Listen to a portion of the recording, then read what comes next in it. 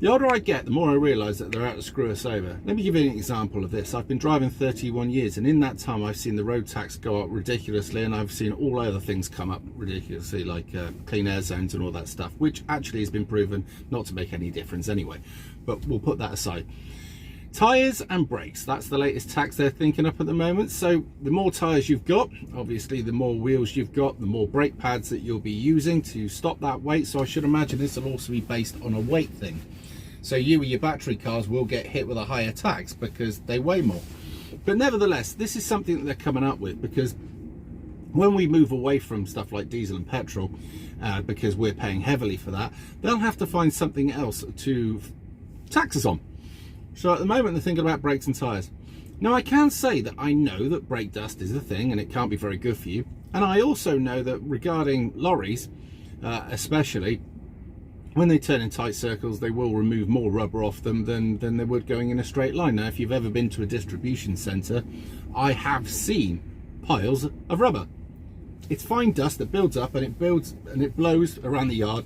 You can see clouds of it in the summer when it's blowing, it's dry, and it will build up in the corner of the yard. It was amazing when you first get it. You can put it together and it's rubber. But you think there's thousands of vehicles that go through there every week and they turn really hard and they rub their tyres because they've got a lot of weight. But generally speaking, going in a straight line, a truck generally doesn't rub its tyres out that much. However, this is the thing they're thinking about. Let me give you a few romantic things that we didn't have to pay when I got a car. You had MOT once a year. Get that. You had tax, which was for me £100 a year, which I thought was ridiculous at the time. And we have 52 pence a litre in fuel.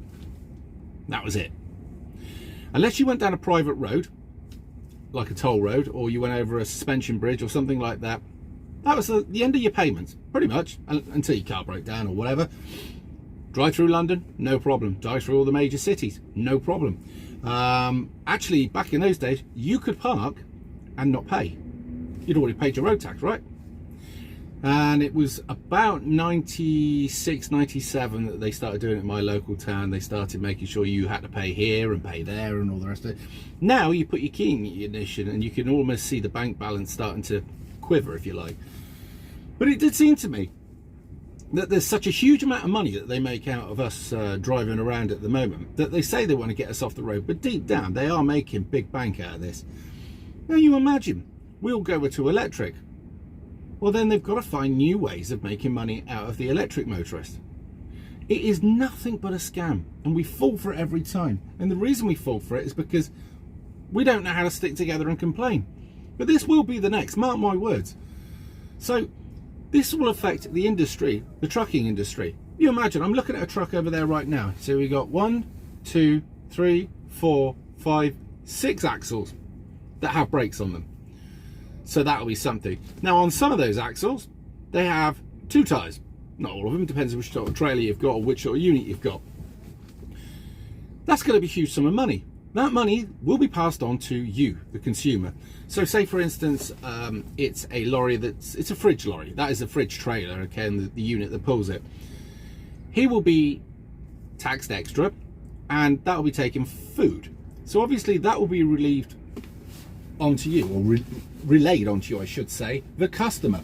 So you'll pay for this, so your shopping will go up again. If you want to get a new car, you'll have to pay the tax to get the car, then you'll have to pay the tax to put it on the road, then you'll have to pay the tyre tax and the brake tax, and then after that you'll have to pay the added expense of some other vehicle that also had to pay the tyre tax and the brake tax, and then the clean air tax, congestion charge. This you'll not have nothing and be happy. It's more like you'll have nothing and be relieved of the stress. They're not stupid at all. They know exactly what they're doing. They're wearing you down. They're wearing us all down. And it's working, I might add. But this is the worst thing that will happen, because it will just make the cost of living go up. And every time they come up with a new tax, which in the end, where does this money go? So when we're talking about clean air zones and all the rest of it, and I have to go into it, somebody collects that money, but where does it in the end go? It's a bit like foreign aid, for example. We send foreign aid, but who does it actually go to? Who actually benefits? When you hear about countries being in debt, who are we in debt to? Who do we owe the money to? It's just, there's so many questions that we never actually ask. But the question we have to ask is, who exactly will this charge benefit? You either stop the vehicles, right, and that helps health, right? Or you leave the vehicles there as they are and you don't tax them so that people can get on and actually, hopefully, eventually make some sort of money that they could live comfortably. But you don't want that, do you? Because it's like this, all this green taxes, it doesn't change a damn thing. It just goes to somewhere and somebody makes big money out of it. If actually paying somebody here on Earth made a difference to the planet, I'd be amazed. Now, you might say it's going to go on research. Okay, but when you've done that research, then what? And then you get a couple of idiots decide that we'll make a couple of small changes and then we'll come up with a lot of huge taxes. How about bugger off? I couldn't wait, or I can't wait, for the day that the people in Britain and other parts of the world come out and just say, fuck off. We ain't doing it anymore. Because when that day comes, because just think of it. Just think of this. How many people are there in Britain? Then how many people set the rules for these people in Britain without asking them?